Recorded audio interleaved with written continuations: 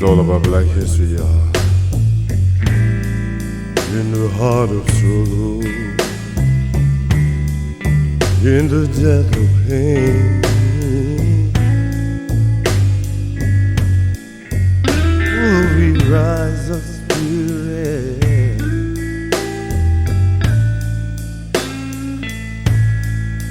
not conquered by the chain. From the field of slavery to the hall of fame. See, we carry that touch and we honor the name. Black history, a story of freedom.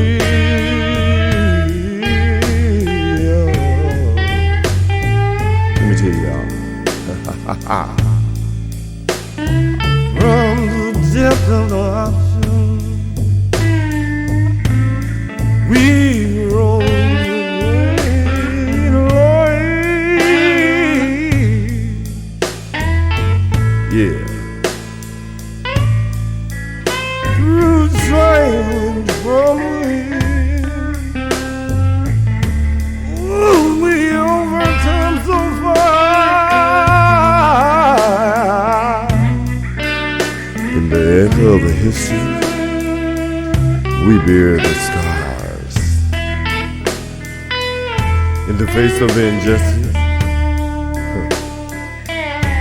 we fight for our right.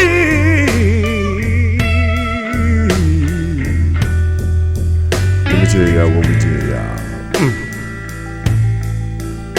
Marching for freedom. Through the darkest night, hey. From roses to marching, their voices resound. In the fight for the justice we stand. Now we was all about Black history, y'all. See, Black history is a story of strength. From the death of the obstacles. See, we rose to the greatest. It's all about Black history, y'all. Through the trials and the traumas. Hey, we come so far. In this echo of history, we bear the scars. Through the mutant heart. It's all about Black history, y'all. We reclaim our voice, celebrating our culture, our pride, and our choice.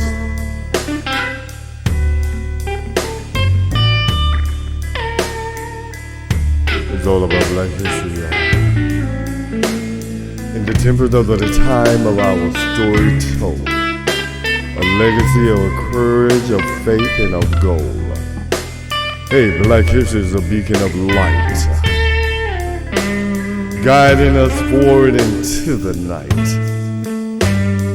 Black history is a story of strength. Today we are in class and we are going to talk about Black history. It is Black History Month. On the podcast show, Mr. Happiness. And we have our guest today. We have a guest from New York, and also we have a guest in Escanaba. They are very history majors. I'm going to teach you a little bit. So what I'm going to start off with, the Black history community have faced numerous challenges and obstacles through the history, including slavery, segregation, and discrimination, and racism. Despite of these challenges, many individuals community have overcome adversity and achieved significant success in a variety of fields. Here are some ways which Black history individual has overcome obstacles. I'm going to let you read this part right here, please. Sure. In resilience, Black individuals and communities have demonstrated remarkable resilience in the face of adversity. Despite experienced discrimination and oppression, many have persevered and continue to strive for equality and justice. Education has been a key tool for empowerment and advancement within the Black community. Despite limited access to education, historically, many Black individuals have pursued education as a means of improving their lives and breaking the cycle of poverty. Keep going. Community support. The Black community has a strong tradition of supporting one another through networks of family, friends, churches, and community organizations. Individuals have found support, encouragement, and resources to overcome challenges and achieve success. Read it all. All right. Yeah. Black leaders and activists have played a pivotal role in advocating for civil rights, social justice, and equality. Figures like Martin Luther King Jr., Rosa Parks, Malcolm X, and many others have inspired generations of Black individuals to stand up against injustice and fight for their rights. Cultural expression. Black culture, including music, art, literature, and activism, has been a powerful tool for self-expression and empowerment. Through cultural movements like the Harlem Renaissance, the Civil Rights Movement, and the Black Arts Movement, Black individuals have reclaimed their narratives and asserted their humanity in the face of oppression. Political engagement. Black individuals have engaged in political activism and participation to challenge systemic inequalities and advocate for change. Through voting, organizing, and participating in political movements, Black communities have sought to address issues of racial discrimination and inequality, and economic empowerment. Despite facing economic disenfranchisement and discrimination, many Black individuals have achieved economic success through entrepreneurship, education, and perseverance. Black-owned businesses and economic initiatives have played a crucial role in creating opportunities and fostering economic empowerment within the Black community. Well, thank you for reading it. Now, I would like to get some input from you over there in New York, Ms. Carolina. Oh, absolutely. Black History Month it has not been in existence for that long. Did you know that? That's true. Yes, it's just a recent event, and I didn't know that. I thought this has been going on for a long time. But I found out that just only 50 years ago, about 1969, 1970, is when Black History Month started to be celebrated in an official way. And I was in college at the time, and I remember that. Oh, really? Yes, I do. Wow. I mean, that's amazing. I was going to say that was before my time. I'm just joking. Mine too, you know. Hey. I think it's getting to be before everyone's time right now. Yes! Yeah, so the president's name was Gerald Ford, who recognized Black History Month in 1976 during the celebration of United States bicentennial. Was Gerald Ford a Republican or was he a Democrat? He was a Republican and the only president, number one, ever to take office without being voted in, and because he replaced Nixon, who had to resign. Oh, and that's right. Number two, the only president ever from Michigan. My goodness, that's right. He was in Grand Rapids. Grand Rapids. That's yes. right. That's right. I visited the museum once when I was down there, and it has a full-size replica of the Oval Office. It's very, very cool. Oh, how wonderful you got to experience that. Mm-hmm. Yes. When I was in Washington, D.C., I visited Monticello, which was a home of Washington, right? Thomas Jefferson, right? Thomas Jefferson. Right. And actually, what happened there, I was in high school then. When I was in Texas high school, I went to Monticello as a field trip. And I loved Washington, D.C. It was so pretty, and went to Capitol and Monticello and other places. And then I took a picture of Jefferson's bedroom and sent it to my mom. And she thought that was my bedroom in my home. She was like, "Oh wow, you have such a beautiful bedroom! My goodness." she was ready to come over right away, huh? Yep. She's like, wow, my daughter is styling in Texas. But so that was my experience in and Monticello, and Thomas Jefferson is rumored to have had many slaves and had children with them, right? Is that the right president I have in mind? Yes. Sally Heming was one of his slaves, and the Heming family, I think, has done DNA testing, and they've proven that it is Jefferson. How many children did he have with her? I wonder. I don't know. I'm sure I read someplace one time, but I don't remember. But turns out that the rumor is very probably true. Right. And they're proven by DNA. Correct.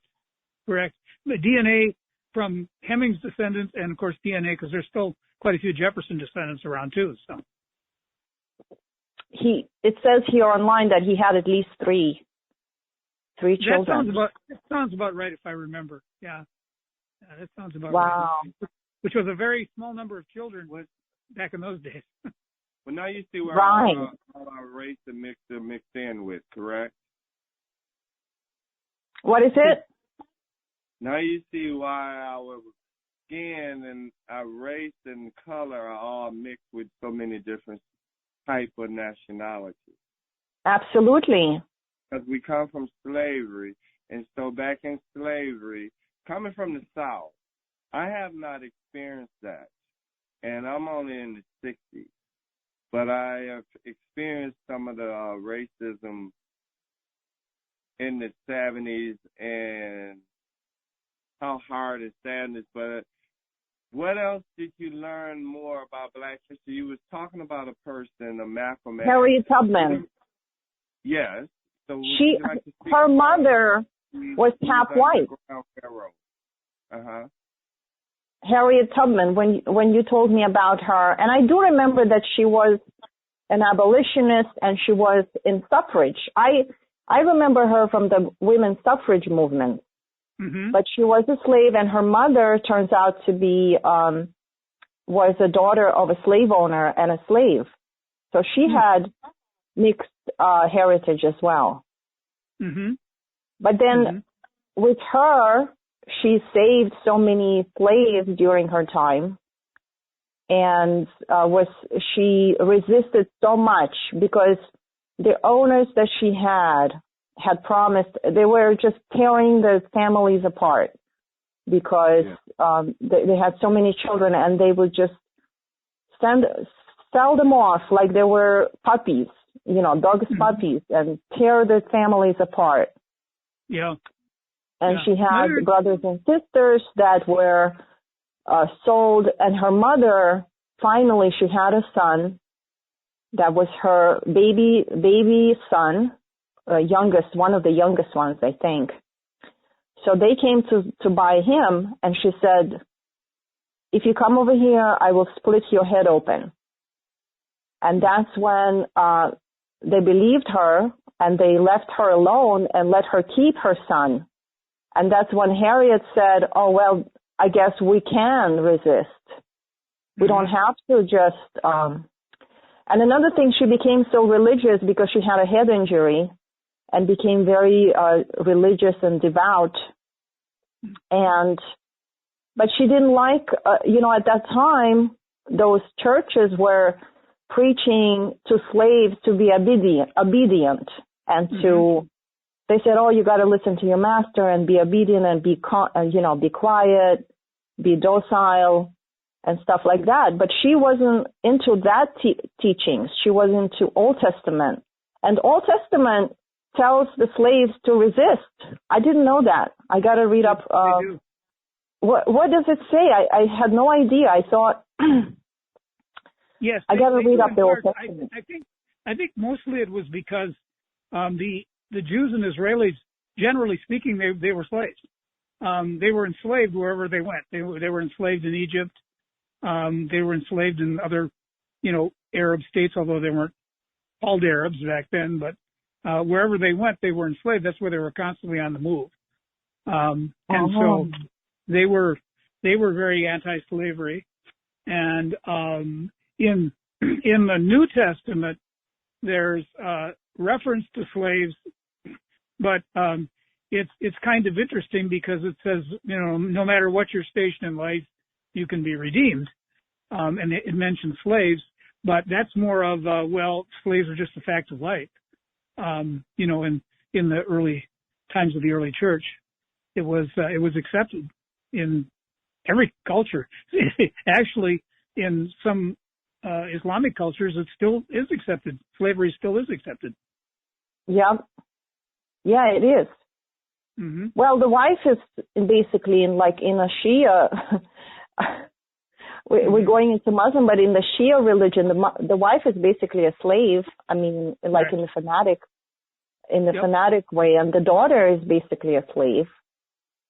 Correct. Until she's passed on to the next man in her life, who is her owner, who is her husband. You know, another thing we mentioned abolition.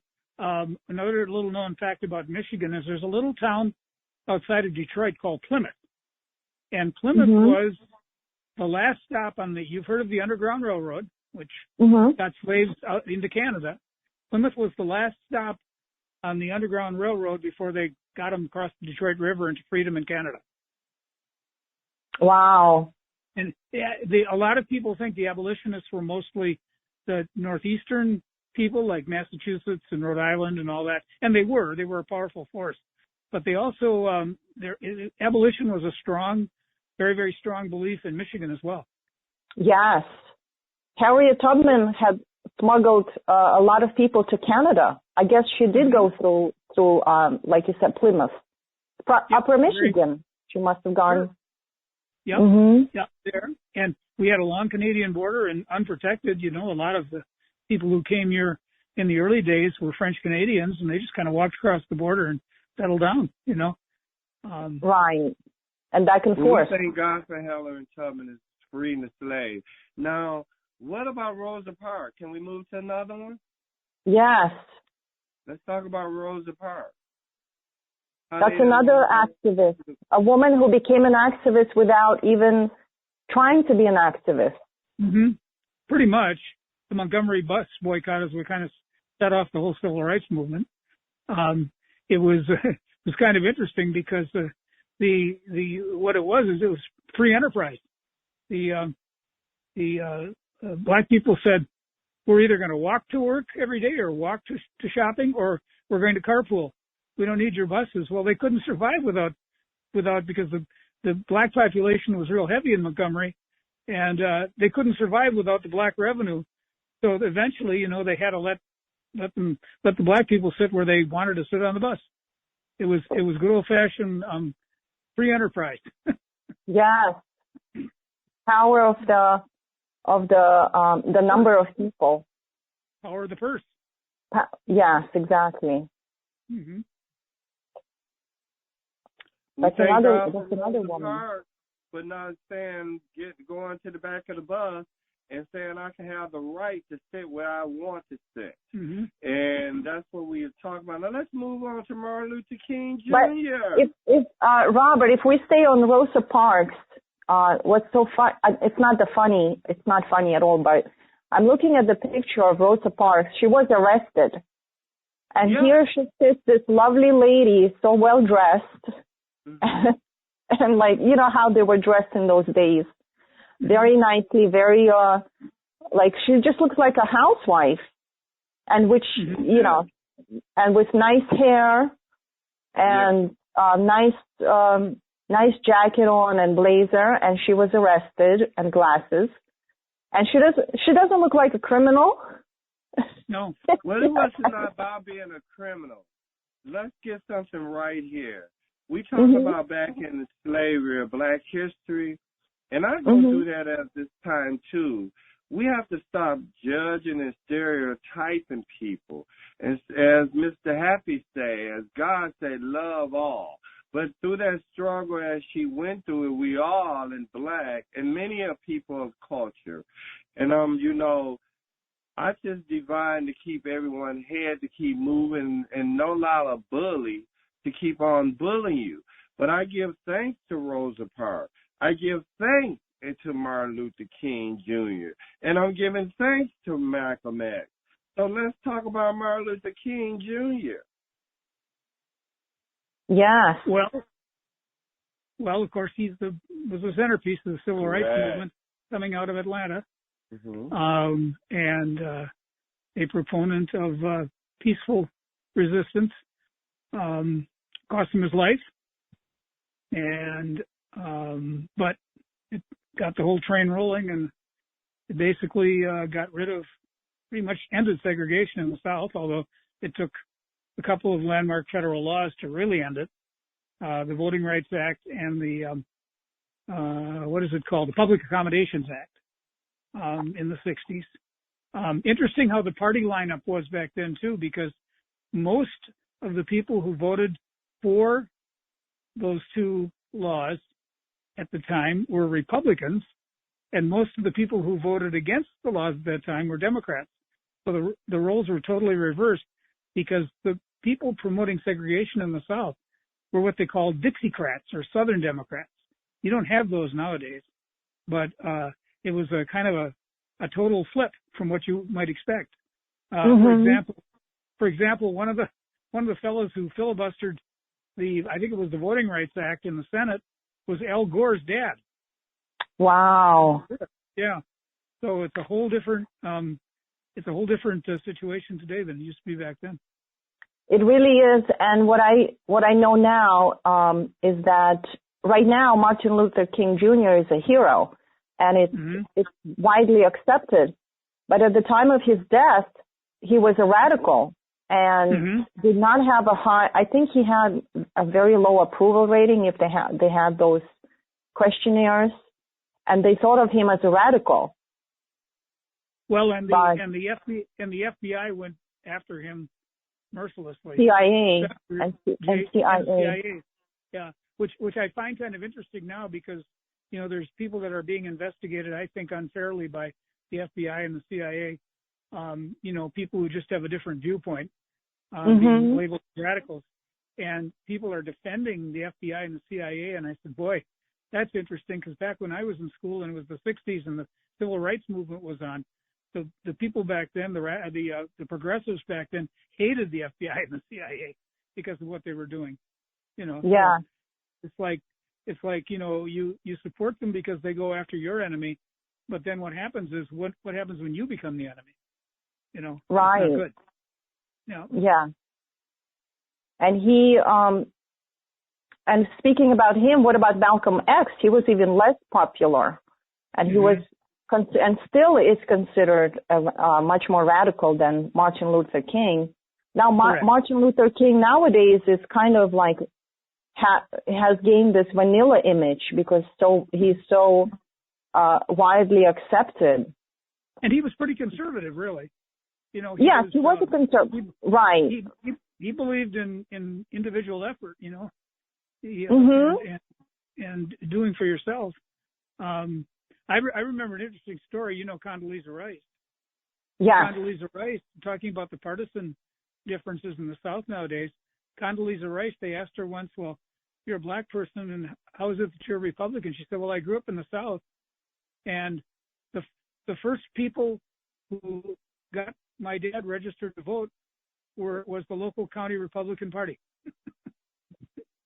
They hated the Republicans in the South because they were supporting the black people. So it's really strange. People look at that, and of course, I'm old enough to remember that history, kind of, Yeah. Yes. Yes, we have you on the show today, and it's very impressive. Keep talking. Yep. Well, that's all I have. Yeah. Well, I just wanted to throw in Malcolm X in because he doesn't have like to me he deserves a wider role in Black History Month, but I think he's still being radicalized. He's being viewed as a little fringe, and being compared to Martin Luther King, because Malcolm X, he was a little bit different, and he also died young.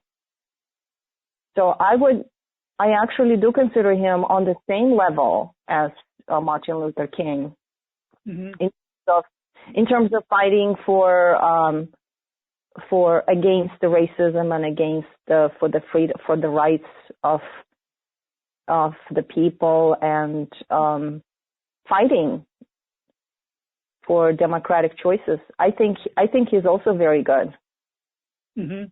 But I wonder why he's. Mm-hmm. I wonder why he's being more or less like forgotten. It could be that. I think. Not really. I'm going to dispute with you on that. I did a Black Expo last year with Joseph Levin Gordon, and it was for Frederick Douglass and Booker T. Washington, great-grandson. And we honor all the Black history honor. We also honor Malcolm X.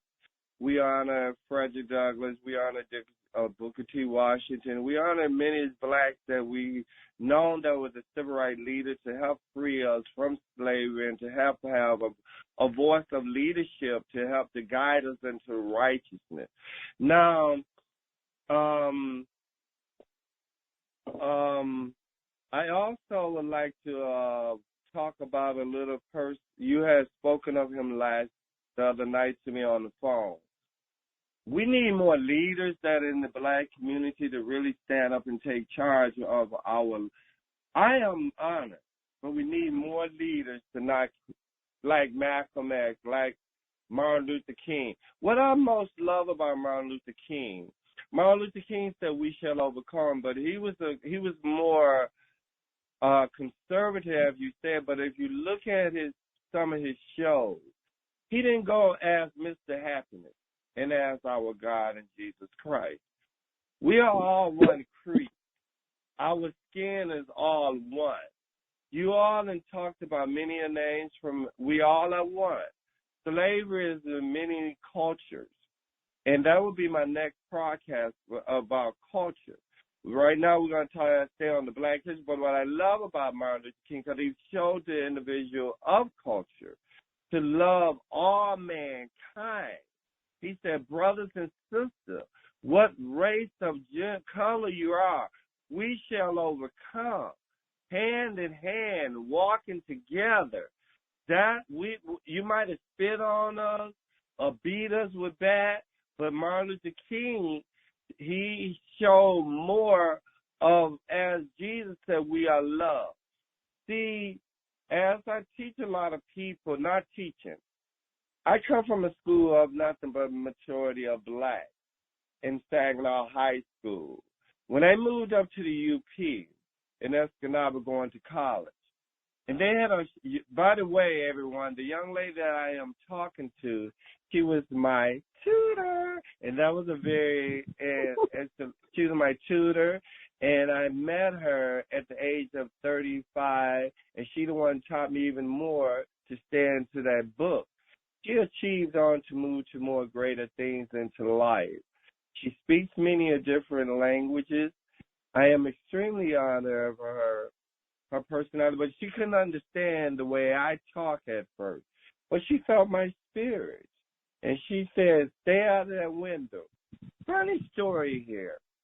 It's still in the Black History Month. Now, speaking of some things, she was confused, lost one time. I don't like to use words of confusion, but I was confused too. She was confused one time, and I was always talk to her. Through the struggles and trials and tribulations that I was facing as a black man being in the UP, and not many blacks or African Americans here. And so what had happened, I would always talk to her, but as I said, I felt her spirit, and she's from a different country. It's all about spirit, but I would say that enemy is trying to destroy me. And do you recall when I used to say that enemy, and she did not understand? So I had to take her very slowly. She listened to what I kept saying, that enemy, and she wanted to go after that enemy and fight them. I was going to call police. She remember? Police. But into black culture, you guys. You remember? It's Satan, the devil. That's what you were saying. You were saying, get behind me, Satan. And I didn't know I was reading the Bible, but I did not know the scripture at that time. So when you were saying enemy, stay away from me and get behind me, Satan, I thought there was somebody in your house and I was going to call police, and I was telling you, Robert, get off the phone and call the police. So that's what I was saying about Black history. Harriet Tubman, Malcolm X, Martin Luther King, and all the leaders that we have fought into our life. When we was going through these things, we always keep the Lord on our side no matter what. And we're going to just love all mankind. And we thankful that we got a month to be able to have for Black History Month. But let's educate and learn even more, because I was in Bay College, and then they come out, I went to the head office and said, well, it's Black History Month. Are we going to do anything to honor Black history? So what they did, they honor a movie called Missing Every Boy. And so that was an insult. What's the movie? What's the name? Missing Every Boys. It's a movie when the nurse that they was putting syphilis into black people, and the black nurse had came and recognized what they was doing to the blacks, trying to kill them all. So my honor was to say, you have great leaders. Now, speaking of that, you was talking to me, there's a leaders professor that was also running for president. It's Kanye. Cornel West? Cornel West. Let's speak yep. on him. But now I think he dropped out of the race. Yes, so what do you like about Cornel West? Cornel West is a professor. He is an American philosopher, and I think he started his run as a third party or Green Party. Yes. But then he dropped out because he just recently dropped out because he thought that the format wasn't working for him for some reason. But I don't think he was. Yeah, he wasn't taking this seriously. No, in order to win the presidency. Yeah. What I look at is what Kanye did. He was coming in to show you that we can, black people, you can do many things into life. Never give up, as Mr. Happy always say. Now, I want to move on to something else that overcame to me, because I was in the Operation Pushback in many a days when I went to school with Saginaw High School back in the 79 and 80. Thanks to Mrs. Mary McKinney, who was our music director teacher. She used to do a lot of what we honored so many plays we have done, like Ain't Misbehaving, Pearly, Don't Bother Me, I Can't Cope. So we done a lot. She taken us, we got to sing into the Operation Push with Jesse Jackson. So we went down to Chicago, and we got to meet Jesse Jackson, do a lot of things. We have some great leaders into life, and now we need to have many more leaders. We are getting old, as I say all the time, but I would love to get more leaders to pop in and to let's do the right thing into life, no matter what gender or race or creed or what you are, because we all are one. Now, we want to get into another thing that Black history is very cultural. It's music. And I did a segment of that when I was in music appreciation at Bay College. We have some great artists of music, but I made a song that's called Black History.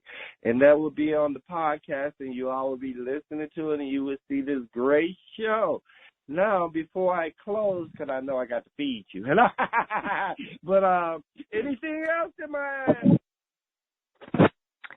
loved ones and educated teachers and mentors would love to say to my audience before we close? Well, regarding the Cornel West, yes. He had a Green Party. He was a candidate for the Green Party, and I think now that I did remember, but he left the Green Party, and now I don't think he's running anymore. So, which is okay. So there should be more Black African American. How do you call it? Oh gosh, Candidates, Yeah. right. There should be more African American and candidates in order to. It doesn't have to be just one. There should have been more. It's a shame that there isn't more than that.